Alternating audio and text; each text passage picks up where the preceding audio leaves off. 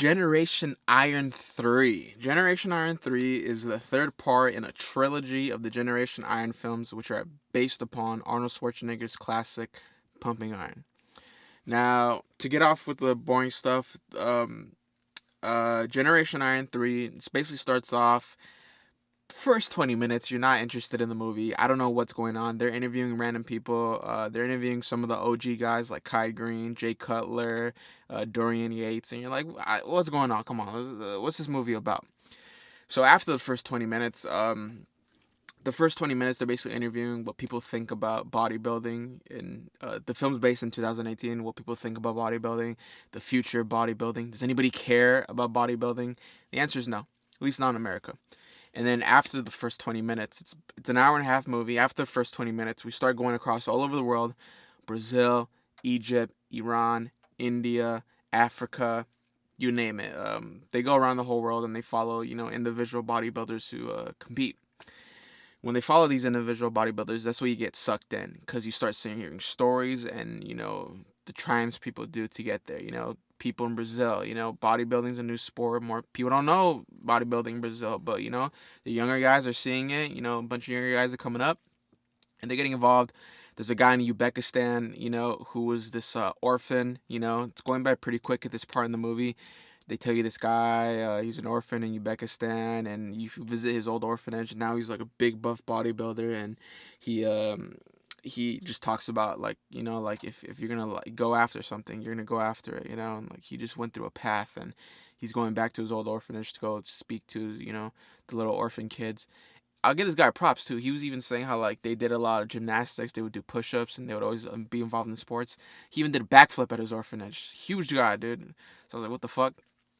We go to Iran. We see this guy in Iran talk about visas. People in Iran, they have a hard time. They have a hard time getting visas in America. I think we know why. Motherfucking ISIS. And this guy in Iran, he's saying how like bodybuilding is getting huge. It's always been huge there, from what I know about, because they come from a wrestling background. There's a lot of wrestlers in the Middle East, and he's saying how like it's super tough nowadays, and how like no, he still competes and he still helps other the young Iranians compete. We go to Africa. We see this dude in Africa who there's a famous video online of these Africans building a gym in the backyard, and they actually find these guys and interview them, and I was like, holy shit, I remember these guys from a bunch of years ago. They were like working out in the backyard with like, like old tires and shit, and like you hear them say how like, yeah, there's virtually no, everybody's poor. It's in Ghana specifically, everybody's poor. I'm basically telling the whole movie, but to speed it up, they get into a part about genetics. How much do genetics play? Africans, they have superior mass building genetics. I'm pretty sure everybody agreed with that. We go to the part in India. There's only one in the whole country of India, one professional bodybuilder. That's a fact. And then they're saying how like the guy in India was saying how like a bunch of the younger Indians, or just in general, Indians don't have that good genetics, and everybody's like, yeah, all the top guys are saying basically like, yeah, some people, they basically said this: if you have good genetics, God bless you, you have a great head start.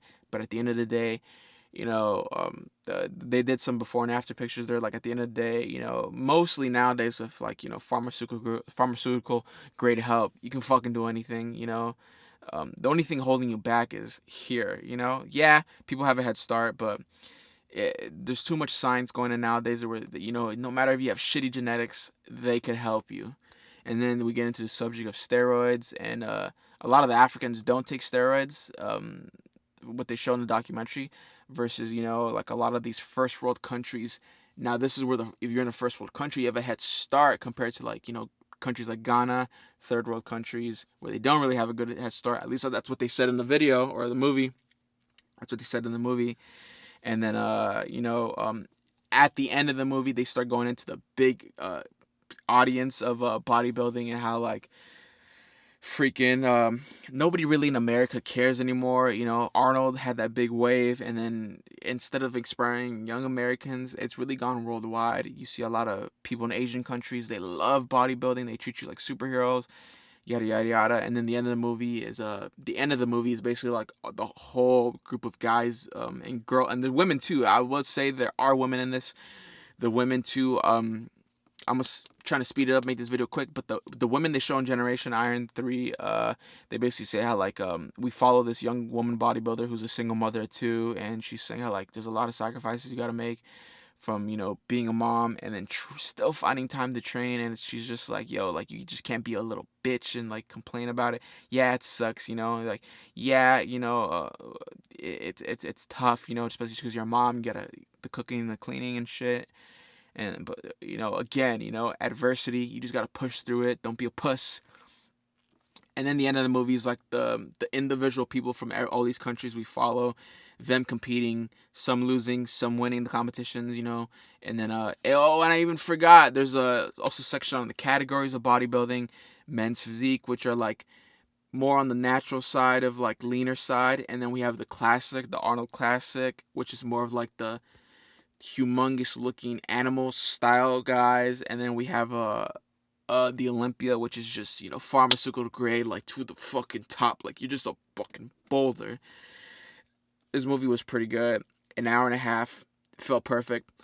I did crap on the first 20 minutes, but it was setting up the tone. It is what it is. Hour and a half movie, flew by. Generation Iron 3. Now I'm gonna go in. I've seen the first two Generation Irons.